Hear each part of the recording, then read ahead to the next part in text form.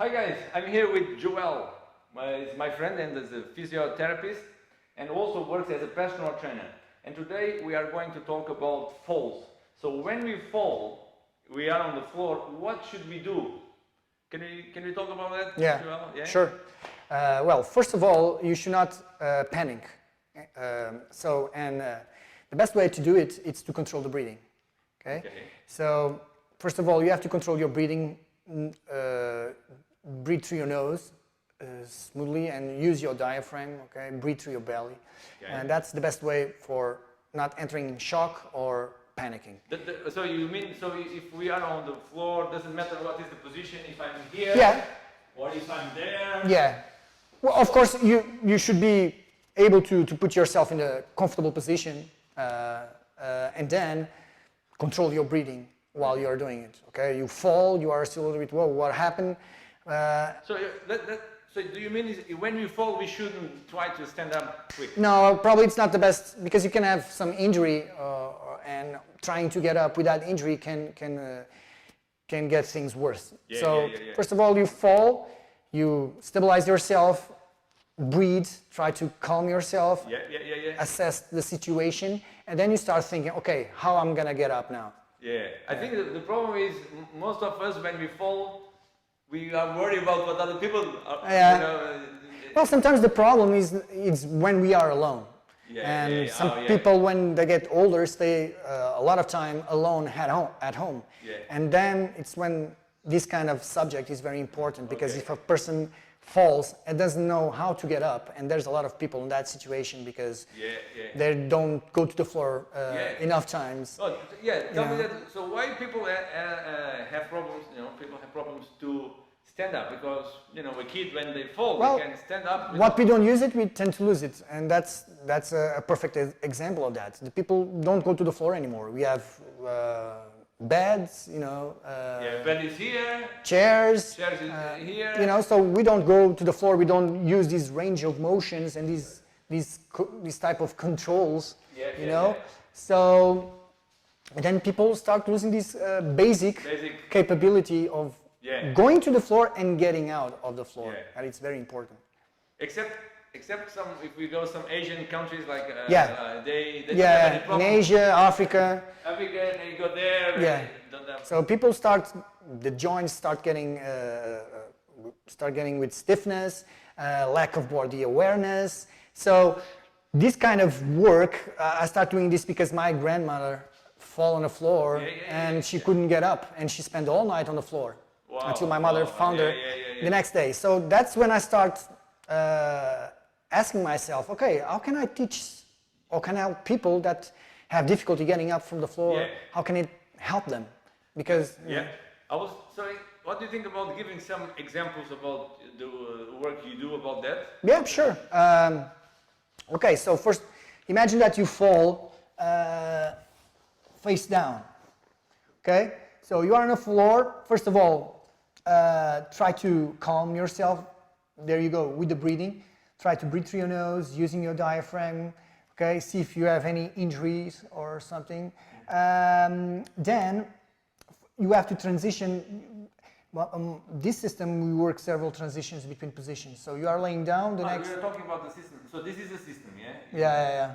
What's the name of it? Movement beyond 50. Okay. So you are in this position. So the next thing you want to go to, for example, all fours. Push. For example, here you still on your knees? In this case, you can do other variations, but normally when you are in this position, or you go like this, or you put your elbows, try to lift one knee to the front, and then the other. For example, this is a more basic movement. But you mind showing that? Can you face? So you can do this, and then you push the other one, and then in this position. Then from here you can go or to a lunge position, or for example you go to a bear position, go back, enter in the squat, and you get up. So you have different options that you can get up from the floor. And the more you work these transitions that are very basic, the more you're going to work your basic movement capabilities, your basic movement patterns. So this is an excellent strategy to work with people, not just people that have problems with balance and are in risk at falling, but people that, for example, don't do any, that are a sedentary lifestyle and they want to start moving again. This can be an excellent entry point for them. And I work with a lot of people that arrive to their 50s and want to get more active on their lives. It's a very good way.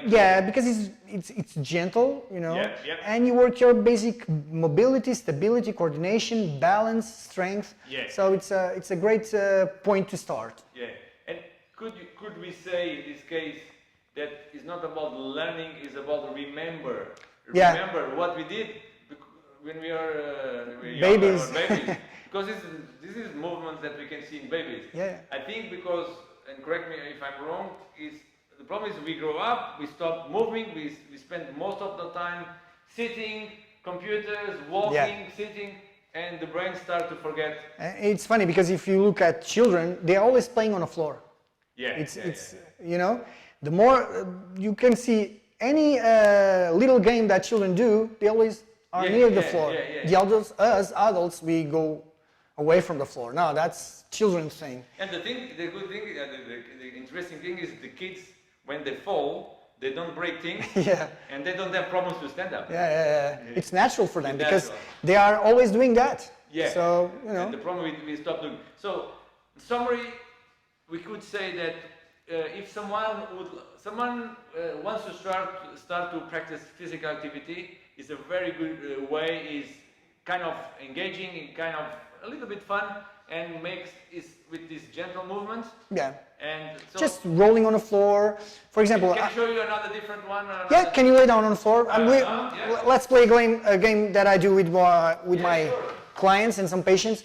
So you're gonna stay on the floor, and you have to dodge the stick. I cannot touch you with the stick, but I want you on the floor. Okay? Like this one?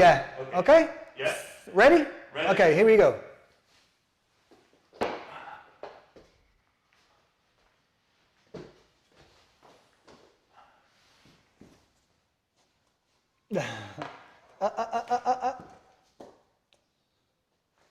Oh, cool.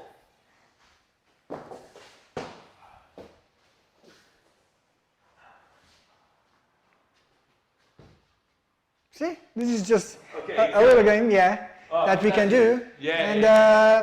And because you are in contact with the floor, you are being stimulated by the pressure, you know. So this is very nice to body awareness, and it's demanding.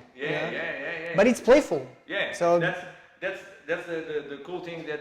And I really like it what you did with me, because in my approach when I work with my clients, I always try to bring some playfulness. Because when in playfulness we associate movement is fun. Pleasant. It's pleasant. I want to do more, because if you do only boring stuff, mechanical stuff, we associate exercise is boring, and then we lose the motivation to continue. It's fantastic. Fantastic.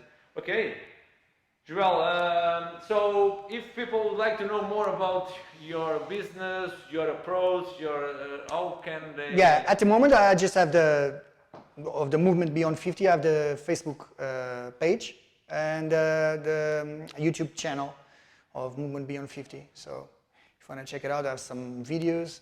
I do regular posts over there. And if someone would like to do some online training or online stuff with you, will it be possible? At the moment, I'm not doing any online training. Because I have my own studio and you are busy enough. And the clinic, and it's very hard to have time to do that kind of work. But if someone is watching this video in 1 year, maybe in 1 year. We never know. In August 2020, we are recording, and you are busy. And during these times, we never know. COVID. We are in COVID time. Fantastic. Okay, thank you, Joel. Guys, I hope you enjoy. See you in the next video.